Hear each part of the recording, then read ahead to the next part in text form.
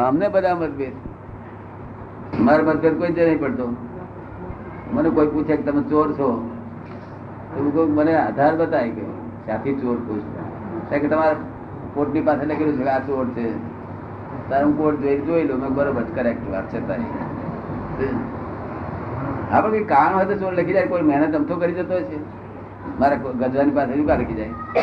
કઈ કારણ હોય, કારણ સિવાય કોઈ કાર્ય થતું નથી. ચોરી કરવાની પાછળ કારણ જ હોય ને. ચોરી કરવાની પાછળ કારણો હોય જ ને.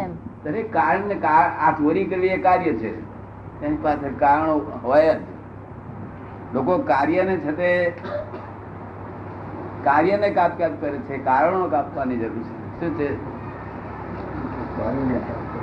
લોકો કાર્યનો જ કાપકાપ કરે છે. પાંદડા તોડ કરે છે, ડાળો કાપ કાપ કરે છે, તેથી કરીને ઝાડ નાશ થઈ જશે.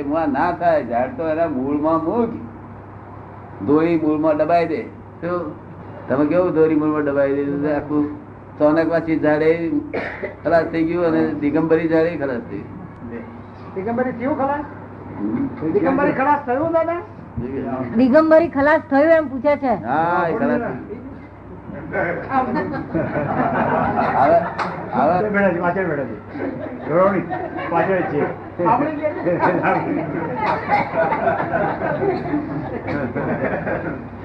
દાદા માટે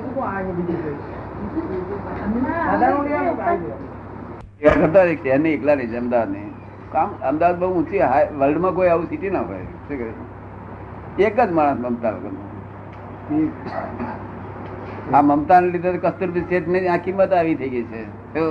નહીં તો કસ્તુરબી શેઠ કે જેવી તે જેવા તેવા બ્રેન વાળા છે. આ અમેરિકાનું રાજ અહીં બેઠા બેઠા ચલાવે એવા છે કસ્તુરબી શેઠ. આ અમેરિકાનું આખું રાજ જે અત્યારે કાર્ટૂન ચલાવે કાર્ટર હા તે એ ચલાવે છે ને, તે કાર્ટર જેવા તો એમના ગજવામાં છે, બધા કોટીઓમાં છે. એવા આપણા શેઠિયાઓ છે બધા. એક કસ્તુરબી શેઠ નહીં, બધા આપણા શેઠિયાઓ એવા છે. પણ એમની બુદ્ધિ છે તે એમના કમ્પાઉન્ડમાં જ અંતરાઈ રહી છે. એમના ધંધાઓની અંદર બહાર નીકળતી મમતા ને લે છે. નહીં તો ભયંકર બ્રેન હતો, જેવા તેવા બ્રેન નહીં. ફોરેન નો હિસાબ જ નહીં. આ ફોરેન ના બધા રાજ કરાવી લેવા છે. અમદાવાદ તો ઊંચા ઊંચી વસ્તુ, શેઠિયાઓ બધા જેવા તેવા નથી. પણ શું થાય છે? એ સંકુચિત એમના કમ્પાઉન્ડમાં જ, એમની ધંધામાં જ એમની અંતરાઈ રહી છે. મારી વાત આપને સમજાય થોડી કે નહીં સમજ પડતી? આ શીખ્યા બહુ જ બધા, બધો હિસાબ કાઢી નાખે અહીં બેઠા બેઠા. શક્તિ ખરી, શક્તિનો ઉપયોગ ઊંધો કર્યો લોકો. હા, શક્તિઓ બધી ખરી, શક્તિનો ઉપયોગ ઊંધો કર્યો. હા. આ જો આપડા વડાપ્રધાન છે ને, એમની જગ્યાએ કસ્તુરબી શેઠને બેહાડે તો લોન્ચ લેવાથી બીજી સાલથી બંધ થઈ જાય હિન્દુસ્તાનમાં. પણ આ બેહાડે નહીં, પેલા બેહાડે નહીં. હા, અમને બેહાડવા માટે શું કરવું પડે કે તમારી આવક કેટલી છે? મારી અંદર 15 લાખની આવક છે, તમને 20 લાખ રૂપિયા તમને આપીશું, તમે બે હો તો નિર્મમતા થઈ બે તો કામ કાઢી. પણ લાંચ રૂશ્વત નું કારણ તો આર્થિક અસમાનતા છે દાદા. લાંચ રૂશ્વત નું કારણ તો આર્થિક અસમાનતા છે ને. ના, આર્થિક અસમાનતા એને લઈ નથી. માણસોની વૃત્તિઓ દિવસ દિવસે હીન થતી જાય છે, સંજોગ વસાત. માણસો એવા નથી, માણસો ખરાબ નથી, પણ સંજોગો એવા થયા છે. શું થયું? સર્કમસ્ટન્સ એવિડન્સ એવા ઉભા થયા છે. એટલે સંજોગ વસાત માણસ. આ દેશમાં લાંચ રૂશ્વત તો પહેલેથી જ છે. આ દેશમાં લાંચ અને રૂશ્વત તો પહેલેથી જ છે. એ તો આ જગત જાતથી છે ત્યાંથી લોંચ રૂશ્વત ચાલુ છે.